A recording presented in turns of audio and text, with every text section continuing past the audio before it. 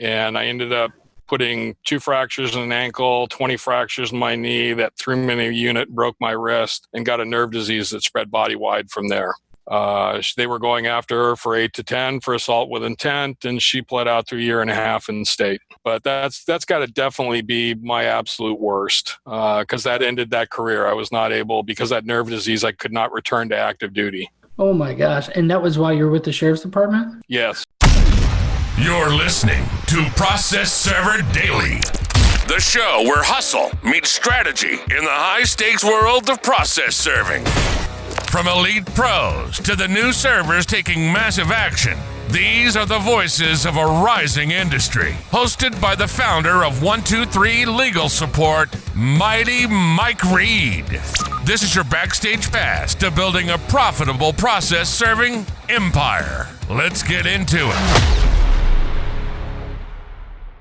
He has 20 years of experience serving papers both privately and for Los Angeles County Sheriff's Department. He has covered Los Angeles County and surrounding counties in Southern California since March of 2012.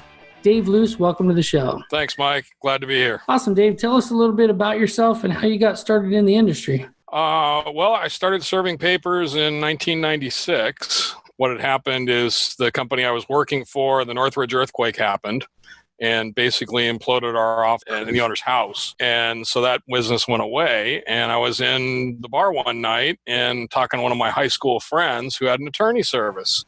He was like, why don't you come work for me for a while? And it's like, yeah, I'm not doing anything else right now. And within a couple of months, I started noticing that these attorneys were asking, hey, we want this Dave guy to go serve it. And probably about 6 months later, that business went belly up. So I'm like, well, hey, I'll just go get the license and bond. And then I went back to all these attorneys. It's like, hey, I'm in business for me now. I just do the process service. Let the attorney service do your other stuff. So I already had kind of a built-in clientele. That's awesome, Dave. You have a family? Yeah, I have a family. One daughter, was a single parent for her. And we moved back in with my mom a couple years ago to help take care of her. She's 83 now. That's really cool. Yeah, family's really important. How old's your daughter? She's 21.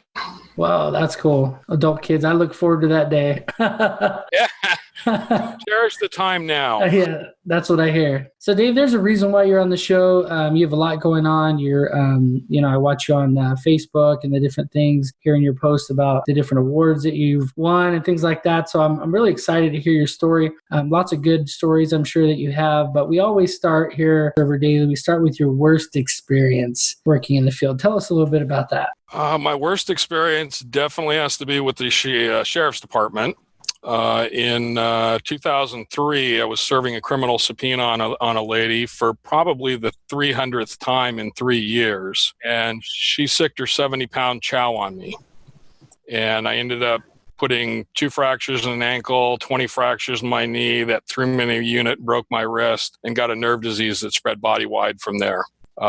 They were going after her for 8 to 10 for assault with intent, and she pled out to a year and a half in state. But that's got to definitely be my absolute worst, because that ended that career. I was not able, because of that nerve disease, I could not return to active duty. Oh my gosh. And that was while you were with the sheriff's department? Yes. Oh man. So it was a chow chow, the ones with the black ones with like the purple tongue? Yeah. I was about halfway back to my unit, and I heard her open the door, and it's like, sick him. I used to carry a little micro cassette recorder in my pocket because people would call in and say I, said a derogatory name or, whatever. And even though it's a he said, she said, something would go on my file. So I'm like, oh, no, this ain't happening. So I'd turn that on, radio in, then continue on serving case number so-and-so on such and such and let it run. Then when I would get one of these complaints, I'd play that tape from my sergeant and my lieutenant. There's my proof that none of this happened, so nothing goes into my file. It's not for legal reasons. It was more just CYA for me. Yeah, no, that's smart. And you hear all of that on that tape. Yeah, that's smart. And so you were able to hear the sick 'em? Oh yeah. Okay. And the funny thing is she came out and she's laughing because I couldn't get up off the ground. I couldn't even reach the microphone on my shoulder. I just had to hit the red button, what we call the EPIRB button, which as far as the department's concerned, I've just been shot. And you hear her laughing, and all of a sudden you hear her stop, and literally every point on the compass, sirens are screaming in. I'm right on the border of Altadena, so I got Altadena Sheriff's coming, Pasadena PD coming, fire, ambulance, helicopter. Wow. Yeah. Oh man. And now, did you already tell me? Did she do jail time? She pled out to 1.5 years. Oh yeah. So it was like, welcome to the family. That's why I served her so many times. Is she wasn't a criminal, but all her family and relatives were. And in LA County, only the sheriffs can serve criminal subpoenas from the DAs and public defenders. And so at least once a week for 3 years, sometimes 2 or 3 times a week, just where she lived, I'd be banging on her door about 10 after 5 in the morning with one of these subpoenas. And she just went crazy that morning. I can't tell you how many times I've interviewed people and, the response I got was, I served her a bunch of times, or I served him a bunch of times, and I thought, it's going to be fine. It's been fine every time before. And then this one time. And I got to tell you, dogs are my biggest concern when I'm out serving. I carry a little taser. I don't carry it as much anymore. Maybe just I think that I can handle myself more, but, having a gun and things. But I try not to, I really don't carry very often. And as far as tasers go, have you ever carried a taser, Dave? No. When needed, I'll take a weapon with me, or I have body armor. I'll wear my body armor. But for the most part, I just try to keep it very low key. And I got to say, I've had way more problems serving for the sheriff's department than I've ever had serving privately. So what I take from your story, Dave, for the most part, is to CYA. Having that recorder on you allowed you to be able to prove that she wanted her dog to do that. I mean, in some circumstances, the dog could have bit you and she could have gotten in no trouble at all. The dog broke out of the gate or whatever, depending on what her defense might be. So that was a really good thing. So it was this was an audio recorder or like a video recorder? No, an audio. It's one of those little tiny cassette recorders where the cassette is like maybe an inch. Wow. I mean, totally old school. This is 2003 when this happened, but I started doing it in 2001. Oh, okay. 2000, because I started with the sheriff's department in 2000. But that's a technology that they had at that time, and you guys were utilizing it, luckily. So that's a great story. What do you want Server Nation to get from your story? Well, for me, I think the best thing for any process server is to have total situational awareness. Be aware of what's going on around you, what's going on in front of you, and what's going on behind you. Because I have some areas that I go into covering all of Los Angeles County that are really nasty areas. That means I serve down in Watts and Compton, and I've never even felt fearful down there. Wow. Either that's because it's not as bad as they say, or you're just a bad mamma jamma. It can be as bad as they say, but like I said, I keep situational awareness. I see what's going on when I first pull up in front of the property, and if there's stuff going on that I don't feel safe doing it, I'll call for backup. I'll call LAPD or I'll call the local PD and say, hey, I'm a registered process server. I'm here to serve eviction papers. I just need some backup to keep the peace. And they respond. Oh, I was going to say, because in a lot of counties, they're like, well, we'll see if we could send someone out and you're there for an hour. Almost doesn't make sense to even, sit around because sometimes you wonder if they're even going to show. So they actually do. They're pretty supportive down there. Yeah, they're very supportive, and you just tell them, not I'm just here to serve this. It's I'm registered LA County. I give them my number, and I'm here to serve such and such. This is what's going on. I just need some backup. Or if I show up at private community, which is here in California, they have to allow us access when there's a guard at the gate. Right. And, there's been some times where the guard doesn't want to let me in. And it's like, here's the deal. Either you let me in or I'm going to call the PD. One, you're required by state law. And two, you could end up getting arrested for obstruction. And every now and then they'll be like, yeah, no, go ahead and call. I mean, I had one it was hilarious. I waited probably an hour and a half for them to come. It was right up at the top of the mountains in Mulholland, in the Hollywood Hills. The unit they dispatched was from Santa Monica. Wow. And it was a sergeant and a senior officer. And I said, yeah, I'm here. I showed him my ID and the papers, and he wouldn't let me in. And I even showed him the statute. And he's like, wait a minute. You showed him the statute and he's still not letting you in? No, went right over at him. You're going to open this gate or I'm going to put the cuffs on you. He showed you you're required to let him in. But they said we're not supposed to. I don't care. And I went in and I served the papers. I came out. He was still lecturing this kid. That's cool. You like those little wins when you can stick it to them like that. That's awesome, Dave. Tell me about your greatest experience working in the field. Well, my funnest one, where I get the most satisfaction, is where I get those people that just absolutely think I'm not going to be able to get them, and that one I was just telling you about was actually one of those. And I had like 6 bad addresses, and it was for a debtor examination. So I had to get her personally, and finally came up with this address. And when I served her, she was just, because I had another guard go with me, she's just screaming and losing her mind about, you're not supposed to let them on there. It's like, the LAPD's out there. They said we have to let them go on. Well, I'm going to have you fired. I'm not getting fired over you. And I'd actually talked to her on the phone, and she said, good luck finding me, and hung up. Oh, wow. So those are the ones that I'm just like, yeah. The ones that I also really enjoy are when I can get somebody that is an abuser, someone that abuses women or children, that I can get them served and get that restraining order on them so that there's at least something to stop this abuse from going on. Mm-hmm. Those are the ones I get a real good satisfaction out of.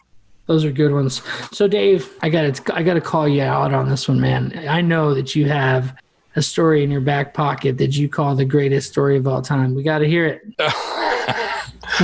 20 years in this business, this story will never be beat. I've got an attorney client that one of his clients, he shares an office with a modeling agency. And they've discovered that a lot of their their images are being used without their knowledge and consent to advertise for strip clubs and swingers clubs and sex magazines. So in the last 3 years, I've probably served every stripper club, nudie bar, gentleman's club, sex rag in LA and Orange County. You poor guy. And I got this one.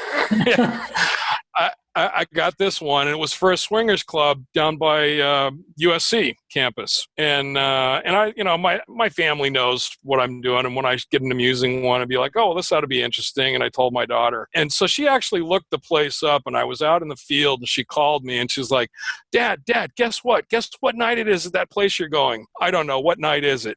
It's pantsless night. What are you wearing?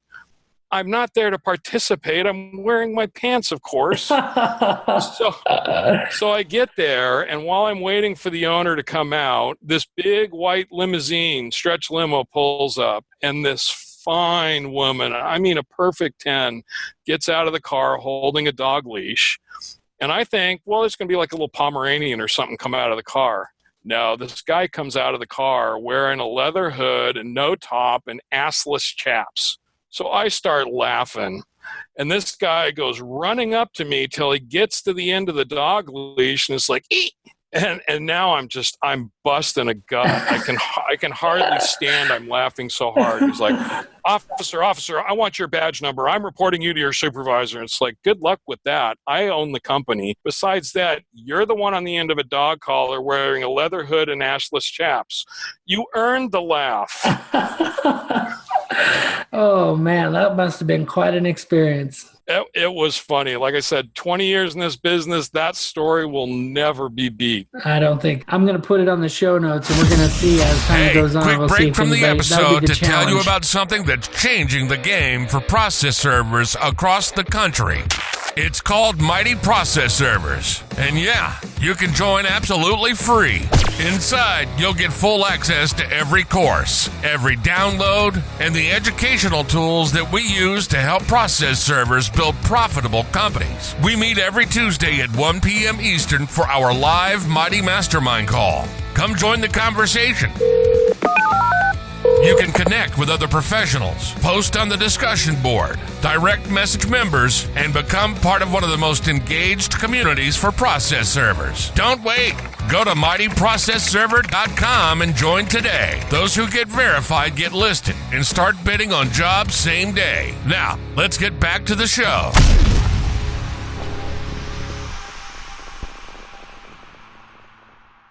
So Dave, what are you working on right now that has you most fired up? Well, as far as things in the industry, the thing that has me most fired up are the unscrupulous people that pass themselves off as professional servers. That they go out and they'll promise service or no payment, or they charge a ridiculously small price. I had a friend that she lost her house because of a fraudulent service.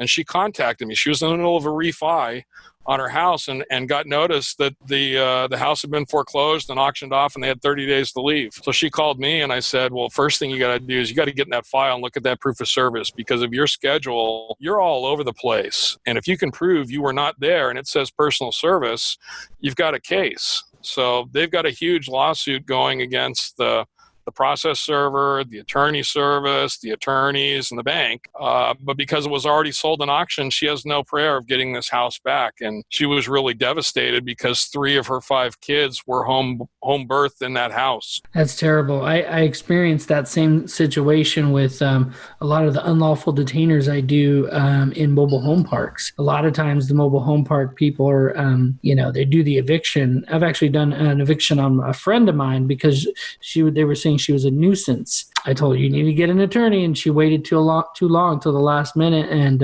she ended up having to move out of the house. They get the property and they make it difficult. So even in auction, you'd have to, if you won the auction, you'd have to move the trailer off the park. That's the way they word the situation. That's the way they word it. But so sewer service has been running rampant. In a few other states, I noticed that they were talking about passing a law to have cameras on process servers. It's one of the ideas that I saw that was proposed. And I'm not sure exactly what state it is. I'll have to look it up, maybe post it in the show notes for this episode. But what do you think about that, making something like that required for process servers? Well, I think it was New York that actually changed their law that anything that is served and attempts has to have some sort of a photo that's date, time, and geocoded stamped. And it was because of all the sewer service, and I think the one in particular was ABC Legal got a huge judgment against them for that. I heard about that. Yeah, ABC Legal. And it's, so one of the company, really the only attorney service that I do work for is called Firefly Legal. They've got 16 offices in the Midwest and the East Coast, and I'm contracted to do all their LA County stuff. And the reason I work for them is they pay me my rate. They don't pay me some pittance. They pay me my rate. And when I do the attempts and stuff, as I'm filling it out in their software, it shows the geocode, because I have to put in all the other information, but right at the bottom, it shows the geocode where I'm at, the GPS location. So they have a record of that. So I think that kind of stuff is a really good idea. On my own, if I'm doing a posting, I just take a picture on my camera phone and that has that on that. And then I'll print the picture out and send it to the attorney so they've got it. Yeah, that's really good. And now most of the apps have an option to be able to take a photograph and attach it right there on the job. Serve Manager, TriStar, and I'm sure there are others that do the same thing. So Dave, what do you want Server Nation to get from what you're working on right now? What do you think that the servers out there should be thinking about when it comes to all of this sewer service talk? I think the best thing is to keep very detailed notes. I keep hard copy notes of all my attempts, all the service situations, who I served, what their description is. And probably once a year, I'll get called in to court because somebody's challenging service. And about half those times, once I write up my declaration and send it to the attorney, I don't even have to show up. They just drop it. And other times when I've actually had to go in and testify, I've had the judge look them dead in the eyes and say, you say you're out of town. I want to see some receipts and notes because according to his testimony and his description of you, you were absolutely served. That's good. Yeah, I always love when I go in there and they say they weren't served the notice. They always like to contest the notice. And I have a date and time and GPS stamp photograph of the posting on their house. In some cases, them walking into the door or whatever. Yeah. And the judge just shakes his head like, so you never saw this, man?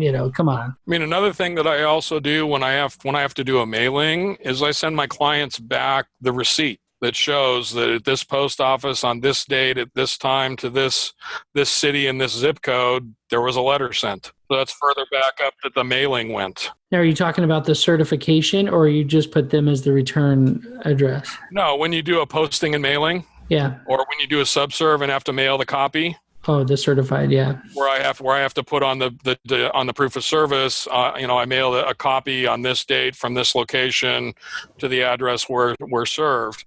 I make sure that I don't just, I pay for it at the post office, so I get that mailing receipt, right. And then I send my clients that too, so they've got more backup. Right, that's good. Yeah, what we started doing was putting, how when you send certified, not certified, but just first class mail, when you subserve something, we started putting our clients as a return address, so we don't have to shred the documents, and it's like a double verification when it gets sent back. Because a lot of times, a lot of the evictions that we do, it's a vacant property, so the certified stuff ends up getting sent back to our client.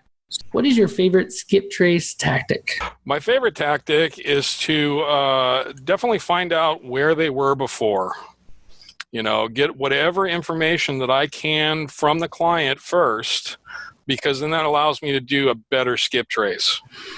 Because it might be that one little piece of information that leads me to the correct information that I'm looking for. That's good. Do you use a form, or you just work it with email? No, I just work it with email and whatever information. That's how I get most of my jobs, is by email. They mail them to me by email, and I tell them I printed and received okay, and then I keep them advised throughout the whole process. That's great. Dave, what's your favorite tool for defense? Definitely would have to be my fists. I don't play around. Again, my first defense is situational awareness. Good, yeah. But if somebody takes that first swing, mine's going to break your nose, and my second one's going in your throat, and you're not getting up. We're done. So, Dave, I want to know more about that really fast. Are you a ninja? No, I've just had a lot of good training over the years. I spent most of the 80s running security for most of the NFL and all the Super Bowls, concert tours all over the country. I've been riots from 50 people to 5,000 people. That's good stuff, Dave. What book would you recommend? For the process servers, I would recommend whatever your code of civil procedure is. Know exactly what you can do and when you can do it and how you can do it. That's good. Dave, what is the greatest advice you've ever received? Greatest advice I ever got was from my grandfather, who's actually the man I considered to be my father, because he taught me what it was to be a man and how to be a father. And he always said, having integrity is doing the right thing even when nobody's looking. And we as process servers, we have to have integrity. Number one, our clients have to know that when we do something and we say that we did something, they have absolute confidence that it happened exactly the way we said it did. That's a good one. One of my favorite quotes is, your actions are speaking so loud, I can't hear what you're saying.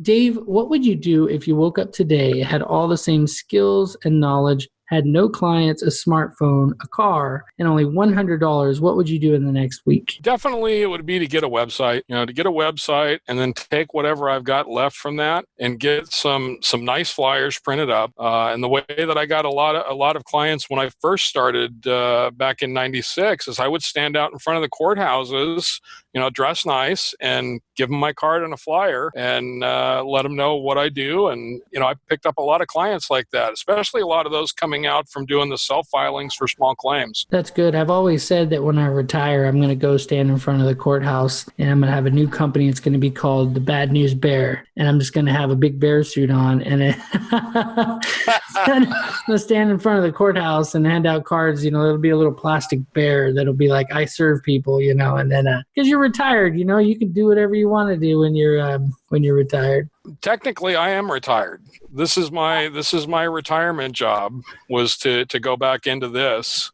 I finally got my pension and benefits for life from the sheriff's department because it was injured in the line of duty, and I really enjoy process serving. I've always liked helping people, and I've always viewed what we do as process servers as we're helping start the wheels of justice for the person that got, screwed over to begin with, because they can't get any justice until somebody serves somebody else. That's good. Yeah, that's good. Some of my attorney clients, friends will say, as soon as we get in the courtroom, the first thing they say is, do you have a proof of service? And if you don't have a proof of service, you got to have a reason or a declaration or something to continue the hearing. And sometimes it just means you lose your case. So that's good. Yeah, we get the wheels of justice moving. We got quite a few good quotes going here. So Dave, so we talked about the website. We talked talked about standing out in front of the courthouse. Would you agree that networking is one of the most important things? It definitely is important. Join your local chamber of commerce, join some of the national associations if you can afford it. But definitely get your name out there and make sure that the name you're getting out there is a good one, because that's how I get most of my referrals. I mean, I had one of my clients actually referred me to the Michigan Office of the Attorney General that I now serve stuff that they send out here to LA. Wow. I mean, I thought it was a joke when I got the email, and I replied back and was like, no, it actually is the Michigan Office of the Attorney General. Well, I got to tell you, I was going to say, because networking to me seems like one of your big strengths. Anybody that I talked to that I asked, serving in that area, they go, go to Dave Luce. So that's yeah. And my clients, especially the ones that are new, one thing they really appreciate is that they don't have to think about it once they give it to me. It doesn't go into that black hole void, and they don't know the progress with it or the attempts or anything like that. And I mean, I have clients that will, like I said, they'll pay me a lot of money to go as far south as San Diego and as far north as Santa Barbara. Wow. They know they can find somebody else cheaper, but they know they're not going to find anybody better. Right. So they'll send me and pay me several $100s. Well, Dave, you are the man. And what I take most from that story is to watch your name and your credibility. What are some of the main things that process servers do to ruin their credibility? I would say promising the moon and not delivering it. Saying, "Oh well, I'll get this done, within X amount of time," and then not doing it. That's good. The way I base my regular service is 3 attempts done within a week of me getting the papers. And so sometimes it's a lot faster, but I'm not going to say, "Oh well, I'll get to it tomorrow," because I may have a rush that's going 30 miles the other way and I can't get to it. So I just give them a range of dates. They're also happy that I get it done so quickly. So Dave, what is the best way that we can connect with you, and then we'll say goodbye? Well, my website is www.lovetoservethem, all one word, .com. You can find me on Facebook at Love to Serve Them LLC. You can also find me on Yelp at Love to Serve Them. I try to, I'm on LinkedIn under the same. I try to keep it fairly simple because, again, I'm a one-man operation. Yeah. And I would much prefer that I get, like with Yelp. I almost never get a client off Yelp. The ones that call me off Yelp, they're looking for an attorney, or they want something for nothing, or I'll tell them my price, and it's like, well, do you guarantee service? No. Well, I've talked to others that guarantee service for less, and I'm like, run. Do not use that, because of course they're going to say they served it when they didn't, because they want to get paid. Yeah, that's one element that people don't really recognize sometimes is like, this isn't a McDonald's drive-through, right? You're not just like transactionally paying them and then they're doing something that's, if it's important to you, then pay the money. Right? Like I've noticed that most of the time attorneys and paralegals, they don't even blink an eye at my $79, $99 rates. They don't even blink an eye. They just say, okay, because they pass it on to their clients and they know that you're professional and you're going to take care of it. So I love that, Dave. All of Dave's information is going to be available in the show notes on his page. You can go to processserverdaily.com/Dave. And that'll take you to his show notes page. Dave, I want to personally thank you for being on the show. I have been impressed with your story, and I'm excited to share it with the world. I appreciate it, Michael. I see all your posts all the time, and you definitely keep me laughing, but you also have a lot of great information, especially for those new servers. That's good. I would say the one thing for somebody that's new coming into this, that doesn't know what process serving is all about, is you just have to remember that you're blindsiding people with legal notices. And yes, they're going to get upset, but don't take it personally. You have to have a thick skin to do this job. That's good. Thank you for adding that, Dave. I appreciate it. That's a wrap on another episode of Process Server Daily, where the legal support industry levels up. Want to grow your process serving business with the best marketing tools, the most engaged community, and the highest ranking directory online? Visit mightyprocessserver.com. Claim your listing. Join our free community. Surround yourself with process servers who get it and build something real. From the field to the courtroom, this is Process Server Daily. Until next time, stay safe out there and live mighty.